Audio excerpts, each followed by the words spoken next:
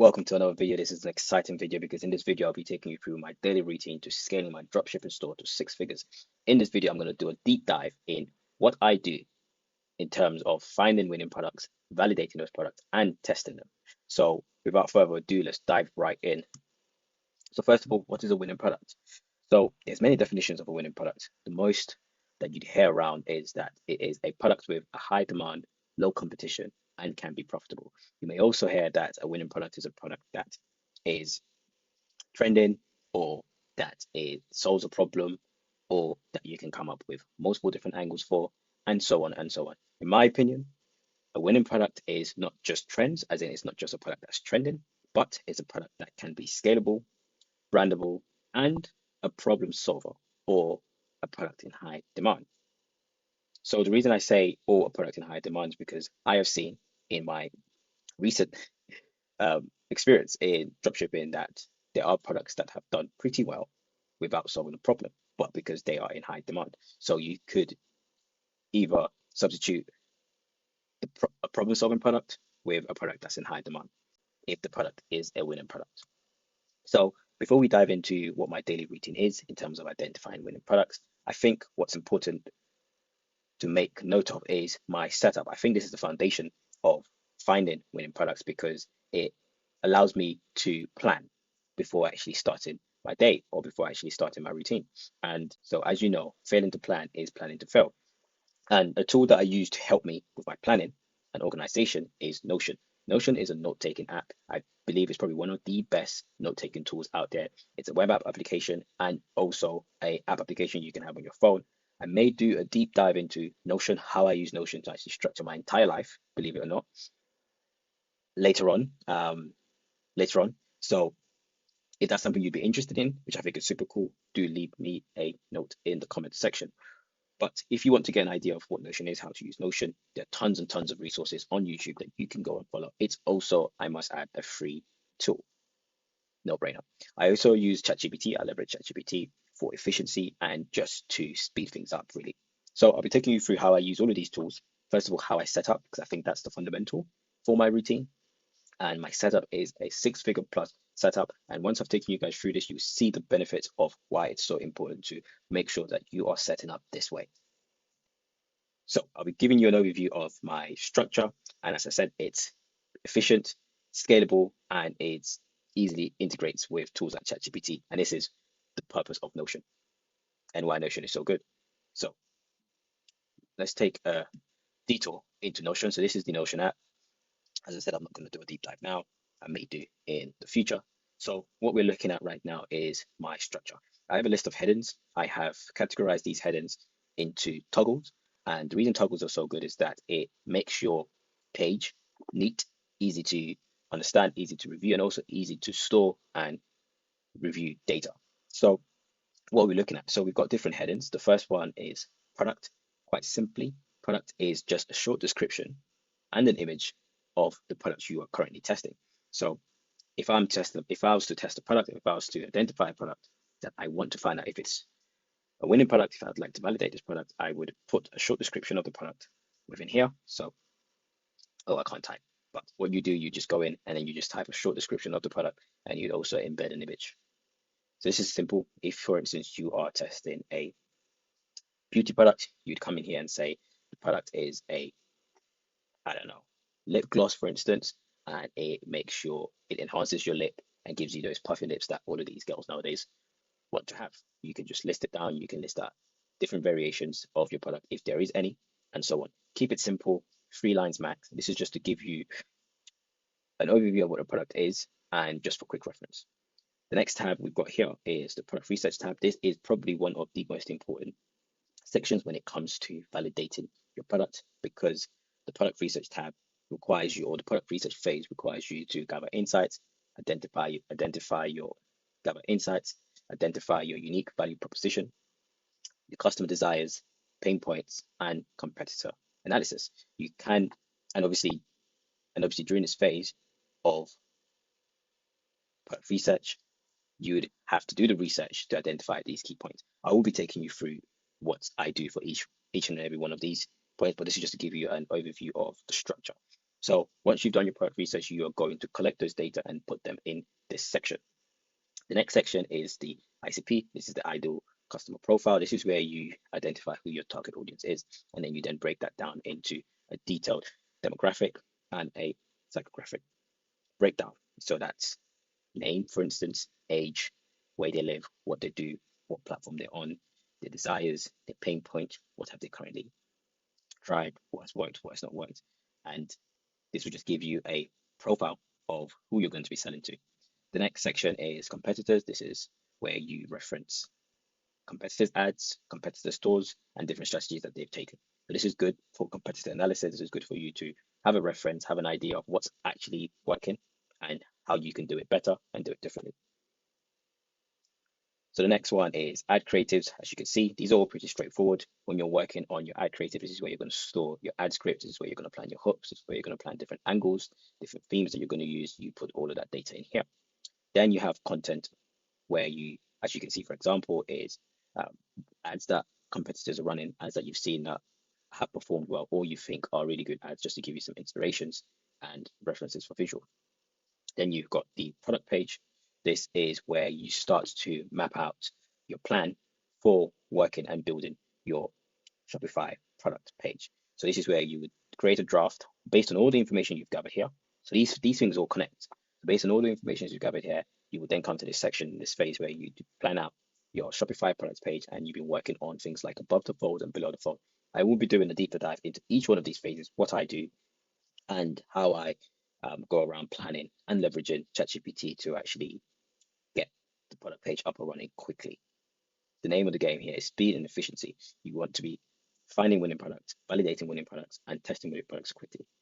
The benchmark to actually operating at scale here is testing 3 products a day. And that's what the top dogs are doing. I haven't actually got to that stage yet, but it just shows you how important it is and what the competitions are out here doing. And if you want to be operating at that scale and at that level, you need to have a system and a structure like this in place. So we've got 3 other ones. I'm just going to whisk through quickly. It's assets. You can store all assets in here. This could be screenshots. This could be any sort of images for Canva, for instance. And it's a social media where you plan out your social media and content and creating your TikTok, Instagram, and Facebook. And here is just notes where you store any additional notes. So you can see these are any additional notes, insights. This is the framework I use to create my scripts, and so on and so on. So now that's the structure done. Moving on to the juicy bit, how I find winning products. So there are 2 main methods that I use to find in winning products. There are multiple, but I like to keep it simple. I only tend to focus on one of these, but from time to time, I do like to mix it up. And the first method is the reverse scrolling method. So this is quite common in the industry. This is where you use a fresh TikTok or Instagram account, as in you create a new account and you start following and liking and engaging with other dropshipping products and dropshipping accounts, for instance. Sorry, not products. This is where you start engaging and liking and following other dropshipping accounts or other people creating content for dropshipping products. So what you're doing now is that you're aligning with the algorithm so you can start seeing winning products. So this is called the warm up method. So this is where you warm up your TikTok account or your Instagram account. Traditionally, this tends to take a couple of hours to do overnight. You then see that Instagram or TikTok starts giving you similar products or similar accounts that you've followed, liked, and interacted with. So this, in essence, what's the goal here? The goal here is to spot trends and potential winning products. What are trends? Trends could be products that stand out. Trends could be, for instance, products that multiple accounts are testing or running or creating content for. So these are little things that I look for when trying to spot a product. Sometimes a product can just stand out. You can just see it and just think, wow, this product, I can brand it. I can come up with 6 different angles for this product. And then I take the product, create a line in my spreadsheet file, and then move on to the next phase. I will do a deeper dive running through my spreadsheet files, but I won't be doing that in this video. So the next method I use is Taobao. Taobao is a tool like AliExpress or Alibaba. It's just another marketplace, and I find it very, very easy to use because it gives me a lot of untapped products, and it's just something different, and it's very underrated, I must say. So also, I do tend to mix between AliExpress or Alibaba, just depending on how I'm feeling. So that's just another bonus that's widely known to the industry. And also, AliExpress does have another purpose to my routine. I will be coming to that when I run you through what I do once I've found a potential winning product. So, the main goals here is to keep it simple, focus on 1 to 2 tools, and then just stick with that and try and just eliminate distractions.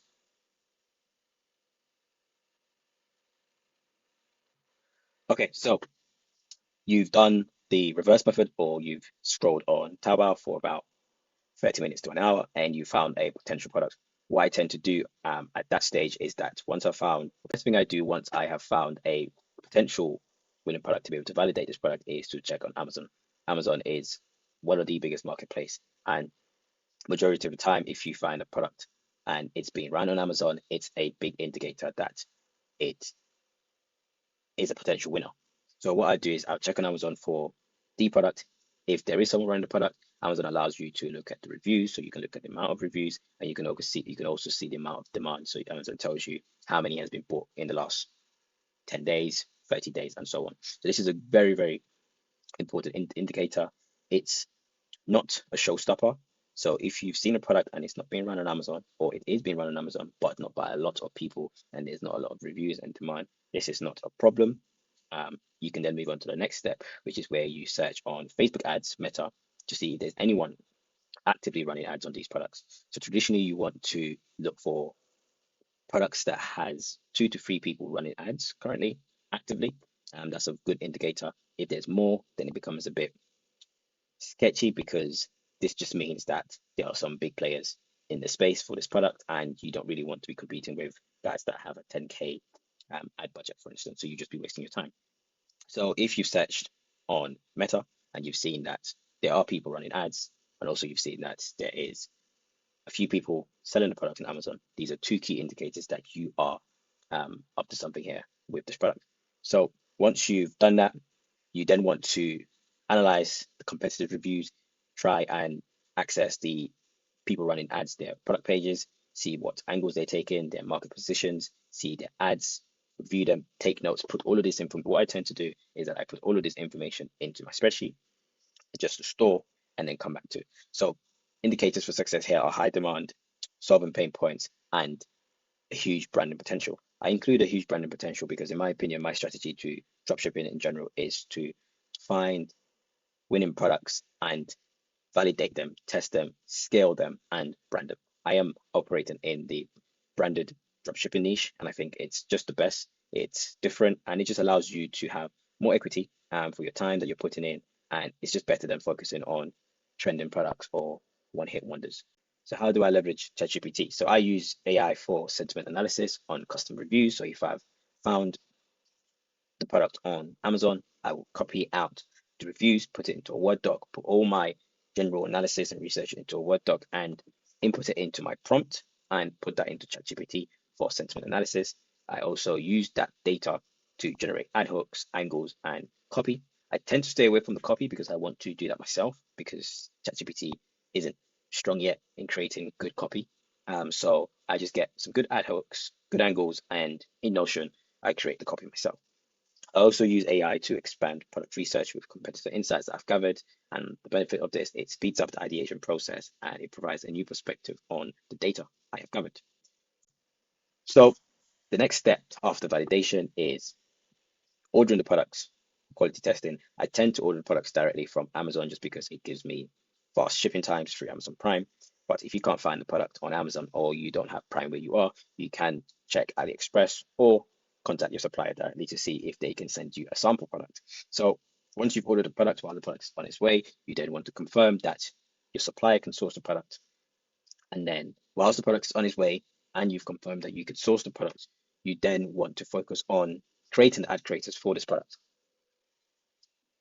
So the next steps is to work on ad creatives with ChatGPT and then get to filming once you've received the product, create your Shopify store, start building the product page, and start testing running the ad campaigns. So this is just a high level. So this is just a high level overview of what I do whenever I'm testing a product and how I use Notion and how I use ChatGPT just to structure the routine just to ensure that I am operating efficiently and quickly. I'll do a deeper dive on each of these phases and showing you. Show, I'll do a deeper dive on each of these phases, showing you a real life example of what I'm doing.